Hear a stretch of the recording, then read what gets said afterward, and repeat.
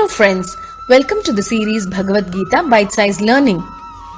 I'm Surekha Sridhar and it is a humble effort to package the essence of Gita into multiple micro-learning modules as it gives me an opportunity to delve deep into Bhagavad Gita and enjoy its actuality in life.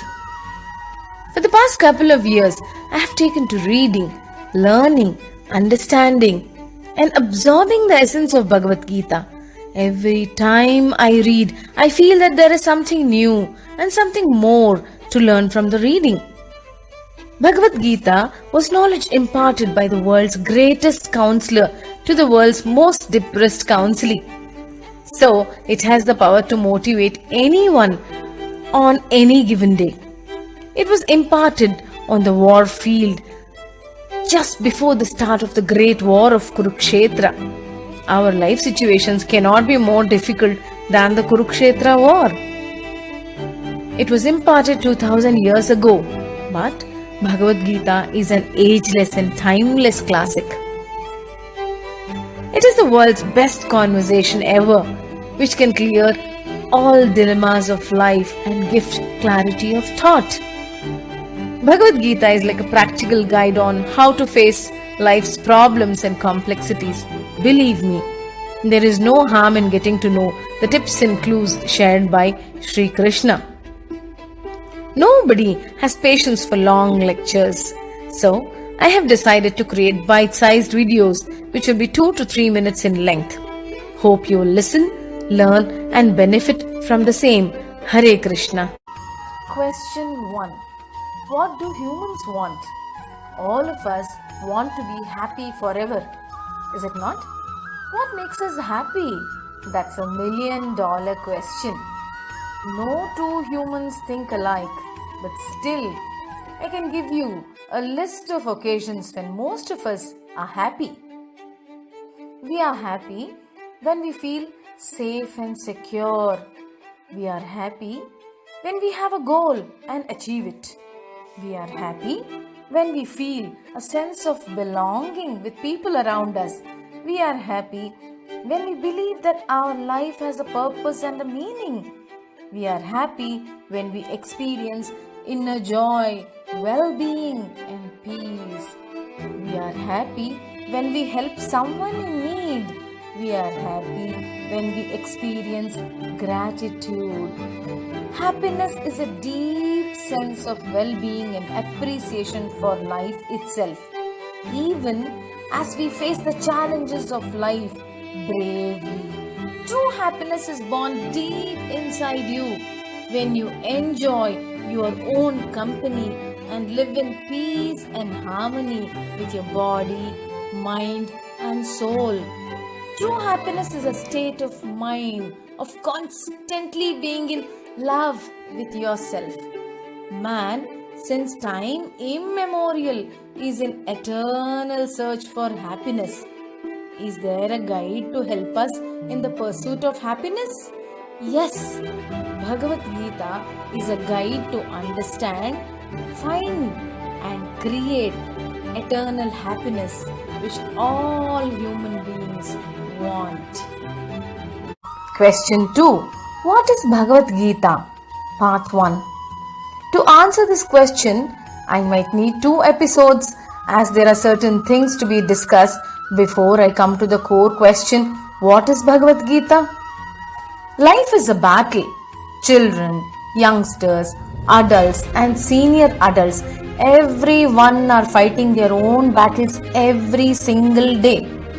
Financial battles, health battles, spiritual battles, political battles, competition battles, relationship battles, and most importantly, battles with one's own self are a few to mention. There are many more. When life is a battle, don't you think we need to have a war strategy? Bhagavad Gita propounds a war strategy and helps us to take life head on. It is a sad fact that a great percentage of population suffer from anxiety, stress, pressures of life and fear of failure. One more sad fact is that our education system does not prepare people for life but insists on creating fact bags out of humans who wrote learn a lot of things and never ever apply the things they have learned by spending a great amount of their parents' money and a great amount of their time and energy? One good fact: we as Indians have access to our ancient Indian wisdom to help us gain strength, become strong, and face challenges. Our ancient Indian wisdom has always advised us to arise, awake, and be aware that life is a challenge, life is a battle, and we are bound to face difficulties. Our ancient wisdom prepares us to face the difficulties with a brave face and hustle wisely ahead without complaining about life or accepting defeat midway. Question 2. What is Bhagavad Gita? Part 2. Continuing from our last episode, we are trying to answer the question, what is Bhagavad Gita?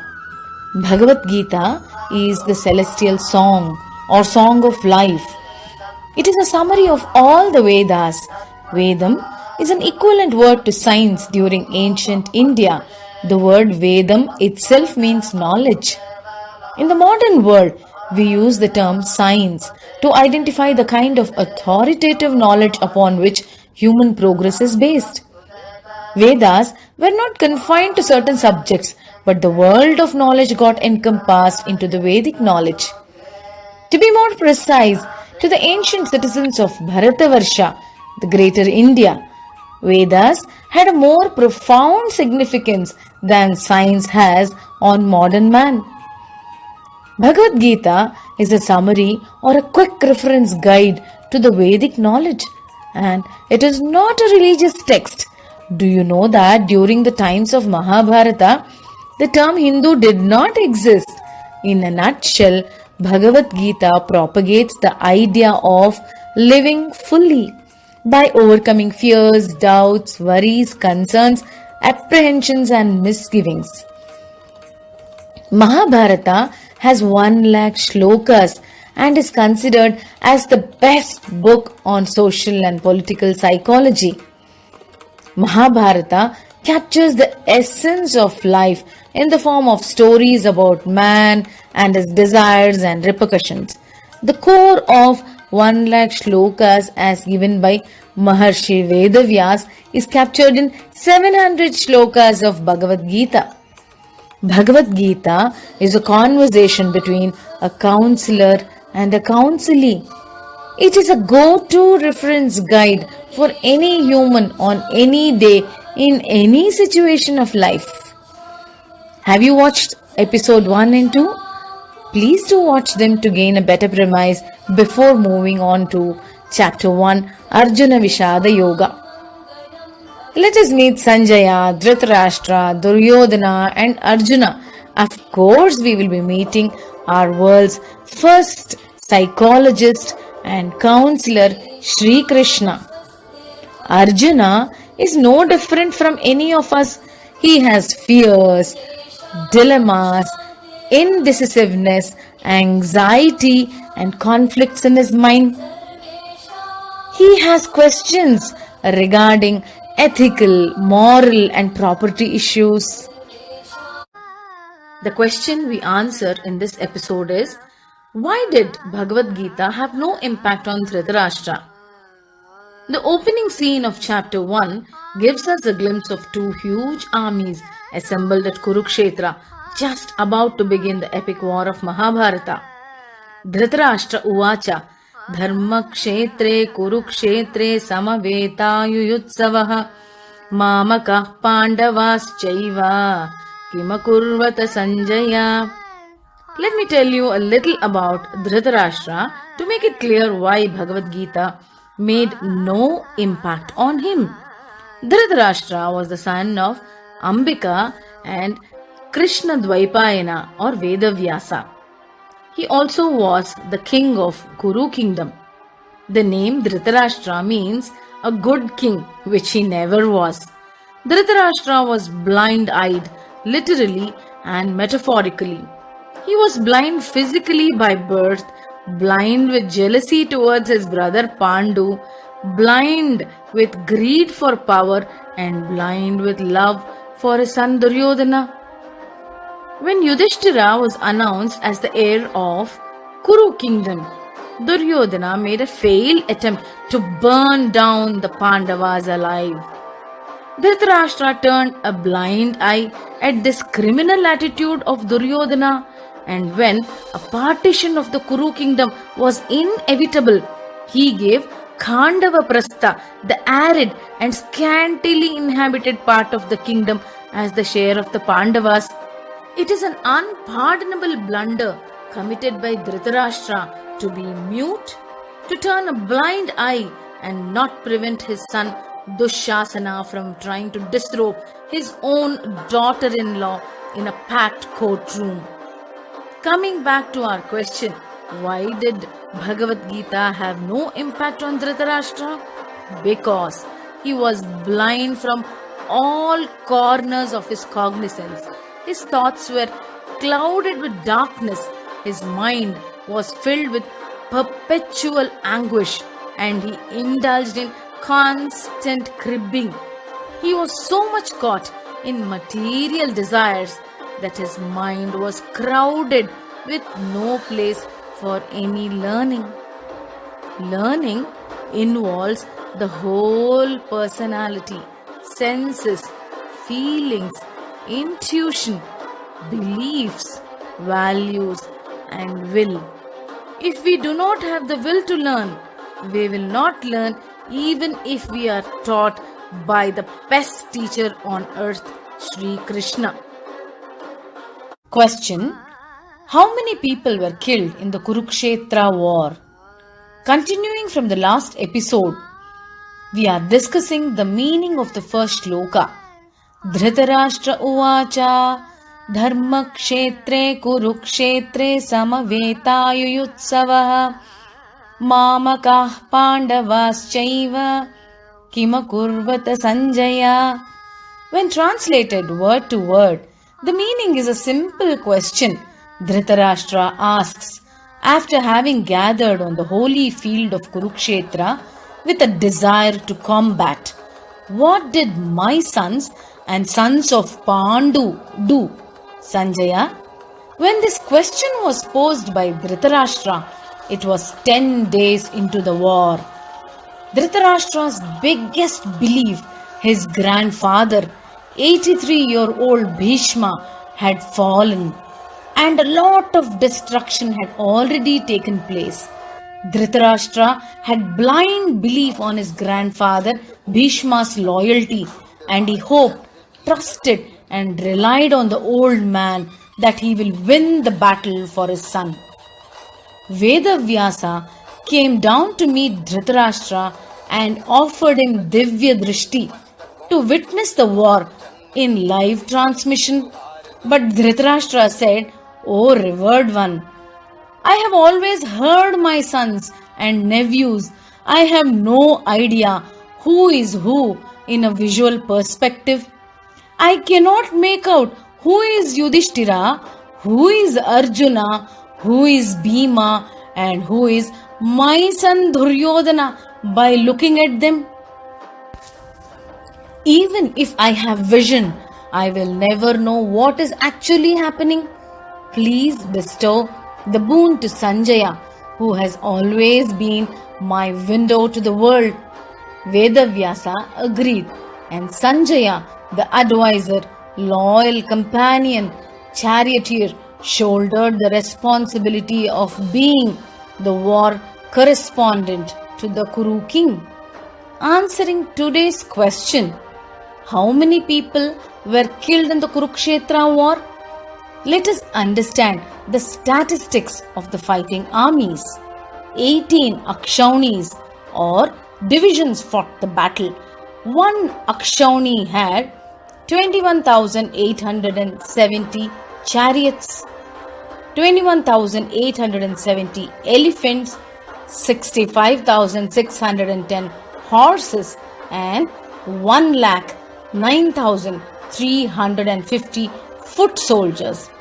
Assuming 2 people were there per chariot, 2 people per elephant, and 1 rider per horse.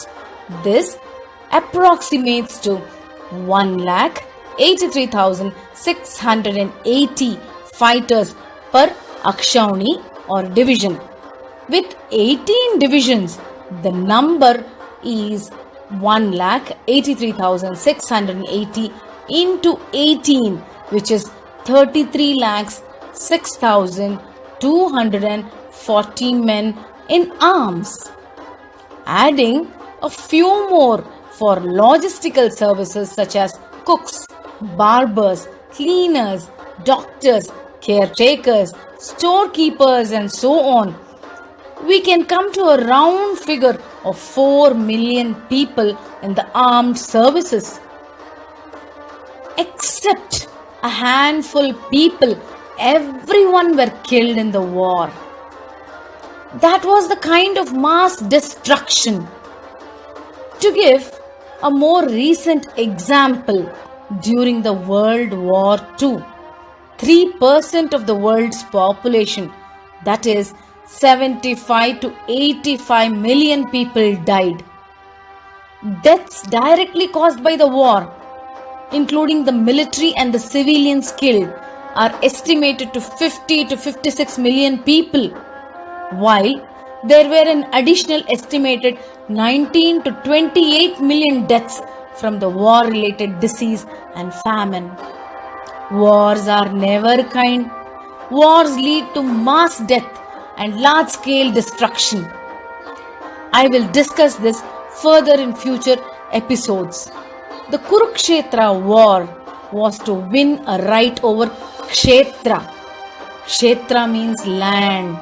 The desire to be the owner of a large mass of land was so great in kings that they were prepared to give their life for this desire. When Sanjaya was about to start the live commentary, Dhritarashtra Uvacha, or said, "Sanjaya, please start from the beginning, not from the 10th day."